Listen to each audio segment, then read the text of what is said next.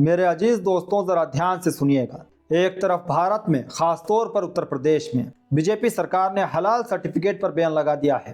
कहा गया कि हलाल सर्टिफिकेशन से जो पैसा आता है वो आतंकवाद में इस्तेमाल होता है।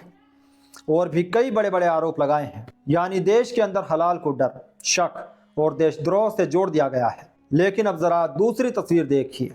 यही भारत सरकार, यही सिस्टम और इसी सरकार के बड़े मंत्री पीयूष गोयल पूरे 55 मुस्लिम देशों का सफर कर रहे हैं, सिर्फ और सिर्फ इसलिए कि भारत के प्रोडक्ट्स को वहां हलाल सर्टिफिकेट मिल जाए। क्योंकि सच्चाई यह है मेरे दोस्तों, बिना हलाल सर्टिफिकेट के भारत का मीट, फूड प्रोडक्ट, दवाइयाँ, यहाँ तक के कॉस्मेटिक तक मुस्लिम देशों में बिक ही नहीं सकते। अब सवाल बहुत सीधा है, अगर हलाल से आतंकवाद चलता है तो वही हलाल विदेश में भारत की अर्थव्यवस्था कैसे चला रहा है? अगर हलाल गलत है तो उसे बाहर जाकर क्यों मांगा जा रहा है? और अगर हलाल सही है तो उसे देश के अंदर मुसलमानों के खिलाफ क्यों हथियार बनाया जा रहा है? दोस्तों, सच्चाई तो यह है कि मसला हलाल का नहीं है, मसला है नफरत की राजनीति का। देश के अंदर एक समुदाय को शक के कटघरे में खड़ा करो और देश के बाहर उसी चीज से मुनाफा कमाओ।